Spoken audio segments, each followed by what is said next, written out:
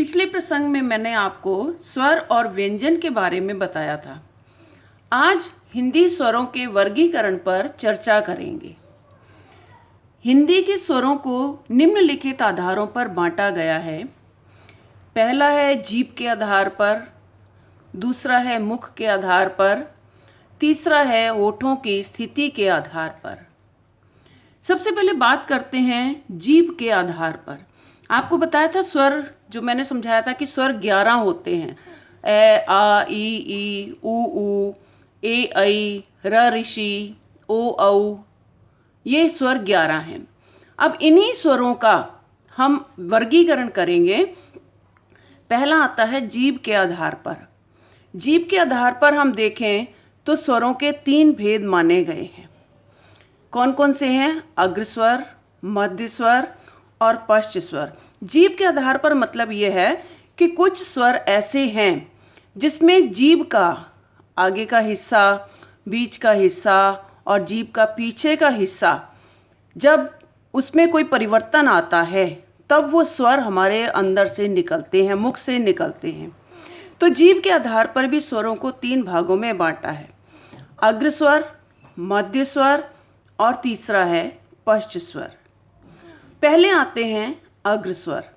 अग्र स्वर का मतलब क्या है कि जीभ का आगे का हिस्सा, जिन स्वरों के उच्चारण में जीभ का अगला हिस्सा ऊपर नीचे उठता है वो अग्र स्वर कहलाते हैं। यानी हमारी जीभ का जो आगे का हिस्सा है उसमें थोड़ी सी हलचल होती है, ऊपर नीचे होता है, तब जाकर ये स्वर निकलते हैं।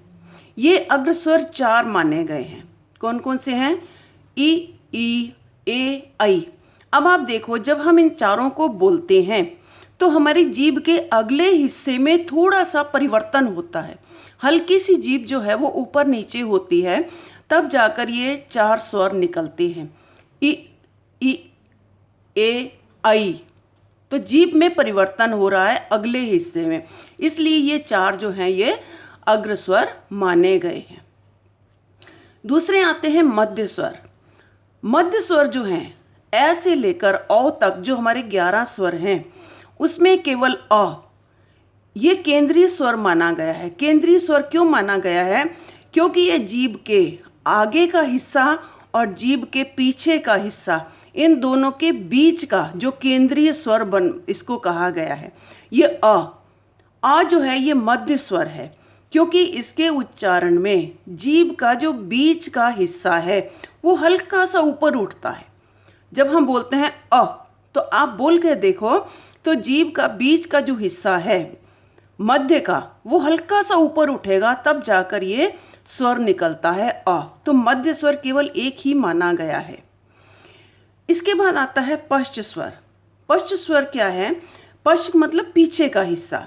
अब अग्र स्वर में तो जीभ का आगे का हिस्सा ऊपर नीचे हल्का सा ऊपर उठता था, लेकिन जो पश्च स्वर हैं इनमें जीभ का जो पीछे का भाग है वो हल्की सी सामान्य स्थिति से ऊपर उठता है। ये नहीं कि जीभ बहुत ऊंची उठती है, ऊंची नहीं उठती है, और ना अग्र स्वरों में जीभ एकदम से ऊपर नीचे उठती, नहीं, हल्का सा परिवर्तन होता है। तो ये पश्च स्वर में क्या है? जीभ का जो पिछला भाग है वो सामान्य स्थिति से थोड़ा सा ऊपर उठता है। ये 5 माने गए हैं। उ, ओ, और आ।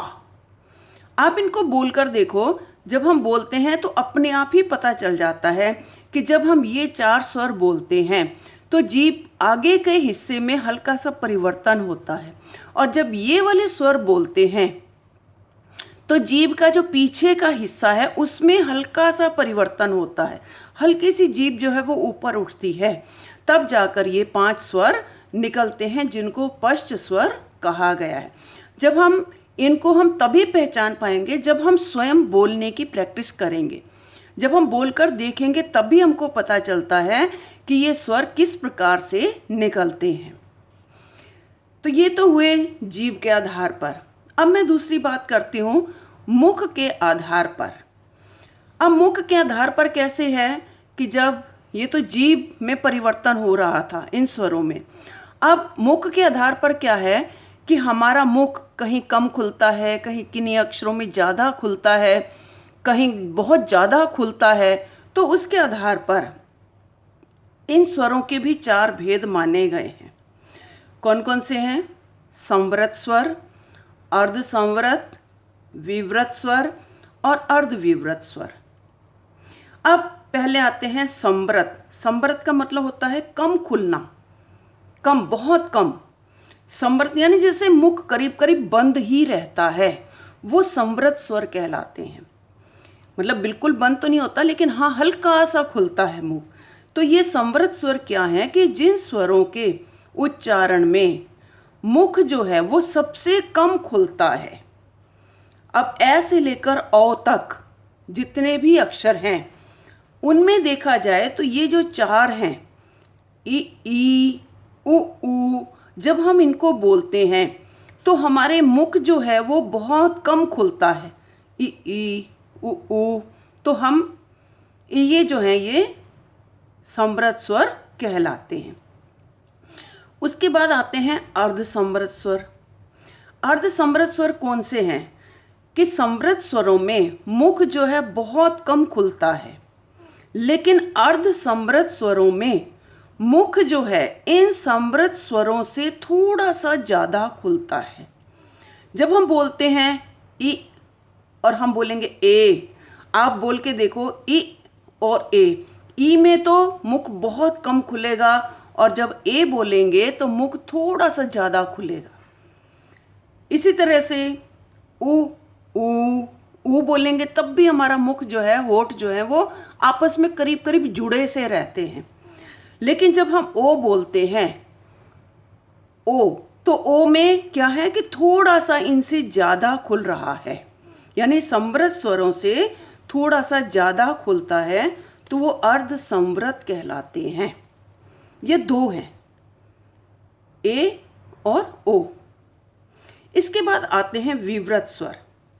विवृत का मतलब होता है मुख का बहुत ज़्यादा खुल जाना, यानी ये जब उच्चारण करते हैं तो इन स्वरों के उच्चारण में मुख जो है वो सबसे ज़्यादा खुल जाता है। जैसे हमने बोला अए, एक बोला है ए में तो मुख थोड़ा सा खुला है, लेकिन जब बोलेंगे अए में ए से ज़्यादा खुल जाएगा मुख। आप बोलो और बोलकर ही आपको प्रैक्टिकली तभी पता चलेगा। तो ए बोलने से मुख थोड़ा कम खुला और आई बोलने से मुख जो है वो एकदम से खुल गया। इसी तरह से ही ओ जब बोलते हैं तो मुख थोड़ा कम खुलता है, लेकिन जब हम बोलेंगे औ, तो औ बोलते ही हमारा मुख जो है वो पूरा खुल जाता है। इसी तरह से बोलते हैं आ, जैसे हमने आ बोला तो आ बोलते ही हमारा मुख जो है वो पूरा खुल जाता है। तो ये विवृत स्वर क्या है? मुख सबसे अधिक जहाँ पर खुलता है जिन स्वरों के उच्चारण में, अ, औ और आ। तो ये क्या है? ये 3 है विवृत स्वर। इसके बाद आते हैं अर्धविवृत। अर्धविवृत का मतलब क्या है? जो ये स्वर विवृत की अपेक्षा थोड़ा कम मुख को खोलने से निकलते हैं। मतलब इसमें तो मुख जो है बहुत ज़्यादा खुल जाता है, लेकिन इनसे थोड़ा सा कम खुलता है। ये वाले जो हैं संवृत और अर्धसंवृत, इसमें तो मुख जो है करीब करीब बंद रहता है और तब जाकर ये हल्का सा मुख खोलने से ये ध्वनियाँ निकलती हैं ये वाली। लेकिन विवृत स्वर और अर्धविवृत जो हैं इसमें मुख जो है इनसे ज़्यादा खुलता है। लेकिन विवृत में भी फर्क है और अर्धविवृत में। विवृत में तो पूरा खुल जाता है मुख, अ, औ और आ। और अर्धविवृत जो है इसमें विवृत की अपेक्षा थोड़ा सा कम खुलता है। जैसे हम बोलते हैं अय का मतलब होता है, जैसे हमने बोला गेंद, ए की जो आवाज़ निकलती है चंद्र बिंदु वाली, गेंद, फेंकना, तो आय की आवाज़ जो है वो थोड़ा सा मुख जो है वो इससे कम खुलता है। इसी तरह से है औ, जैसे हमने गेंद, हम ये वाले जो शब्द आते हैं ए की आवाज़ वाले, तो ये जो है ये अर्धविवृत होता है। जैसे औ का मतलब है, जैसे हमने लिख दिया कॉलेज, कॉलेज, हम इसको कौ बोलते हैं, औ की आवाज़। जैसे इंग्लिश में ओ निकलता है, ओ को जब हम लिखते हैं तो ये क्या है, औ की आवाज़ निकालता है, कॉलेज। जैसे हमने लिखना है कॉफ़ी, तो हम काफ़ी नहीं लिखेंगे, ये तो बन जाएगा काफ़ी। जब हम इसके ऊपर हल्का सा चंद्रमा का निशान लगा देंगे तो ये क्या बन जाएगा, कौ। तो ये औ की आवाज़ निकालता है, ये औ, ये इंग्लिश का है औ। अब इसके बाद आता है तीसरा है, मैंने 3 भेद बताए थे, जीभ के आधार पर, मुख के आधार पर और होठों की स्थिति के आधार पर। अब बात करती हूँ होठों की स्थिति के आधार पर। होठों की स्थिति के आधार पर भी स्वर के 2 भेद हैं, अवृत्ताकार और वृत्ताकार। वृत्ता का मतलब होता है गोल, और अवृत्त होता है जो गोल नहीं है। अब ये कौन से हैं, देखो अवृत्ताकार स्वर कौन से हैं, जिन स्वरों के उच्चारण में हमारे होठ जो हैं वो गोल ना होकर फैले रहते हैं।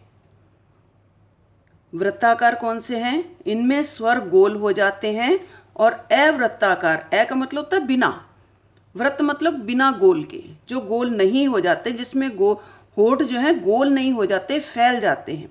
जैसे ये 6 माने गए हैं, कौन कौन से हैं, अ, आ, ई, ए, ऐ, ये 6 हैं। अब आप इनको बोलोगे तो आपको लगेगा कि हमारे होठ जो हैं गोल नहीं हो रहे बल्कि हल्के से फैल रहे हैं। अ, आ, ई, ए, ऐ, हमारे होठ जो हैं, लिप्स जो हैं वो धीरे धीरे करके हल्के से फैल रहे हैं। अब दूसरे आते हैं वृत्ताकार। वृत्ताकार जो हैं वो स्वर हैं जिनके उच्चारण में जो ध्वनियाँ हैं, जब हम उनको बोलते हैं तो हमारा मुख जो है वो गोल हो जाता है। कौन कौन से, जैसे ऊ, ओ, औ और औ, ये जो हैं ये 5 माने गए हैं। ऊ आप देखो बोलोगे तो हमें लगेगा कि हमारे होठ जो है दोनों बाहर की साइड में आकर एक गोलाकार सा बन जाता है, तब जाकर ये ध्वनियाँ निकल रही हैं, ऊ, ओ, औ और औ। ये 5 हैं जो वृत्ताकार हैं। तो आज स्वर के बारे में मैंने आपको समझाया, स्वरों का वर्गीकरण किया। अगले प्रसंग में मैं आपको व्यंजनों के वर्गीकरण के बारे में बताऊंगी। अगर आपको ये मेरा चैनल पसंद आया तो कृपया लाइक करें और इसको सब्सक्राइब अवश्य करें, और जो भी आप कमेंट्स देना चाहते हैं वो ज़रूर दें मुझे। धन्यवाद।